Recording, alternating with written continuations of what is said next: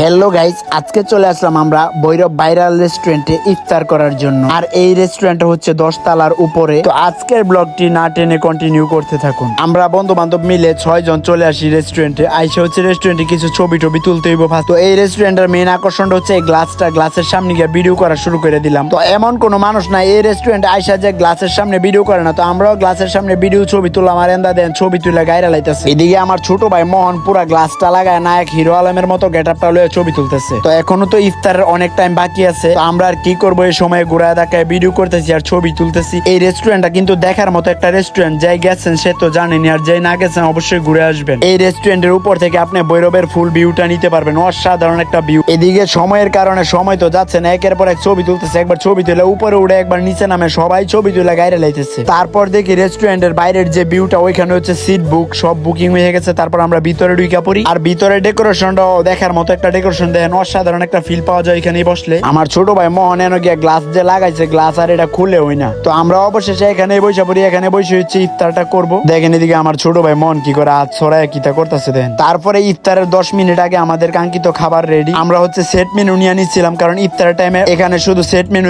পাওয়া যায়। তারপর আমরা এই সেট মেনু নিয়ে বসে পড়ি। আমাদের ইফতারের টাইম হয়ে যাচ্ছে। এদিকে দেন হ্যাঁ কি করতেছে দেন। আর এখানে বসলে আপনি ভৈরবের বাস স্ট্যান্ডের ফুল ভিউটা নিতে পারবেন। সবাই হচ্ছে আজানের জন্য অপেক্ষা করতেছে, আজান কোন সময় দিব।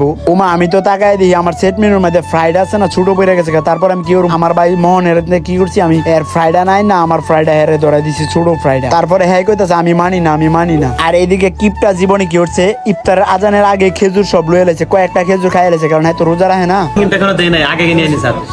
তারপরে অবশেষে আজান দিয়ে দিল। আজান দেওয়ার পরে খেজুর খাইলাম, বিসমিল্লাহ কইয়া খাইয়া সাইডা। তারপরে শরবত খাইলাম, খাই হয়ে পরে বেলচাদা মারা লইছি। এদিকে গায়রা লাইতেছে বেলচাদা ডুয়াইতে মুয়ের ভিতরে। তো আমিও এদিকে বেলচাদা মারতাছি আর হের ফ্রাইডা বড় ফ্রাইডা লইয়া একটু নাইচ উঠে গেছে আমার।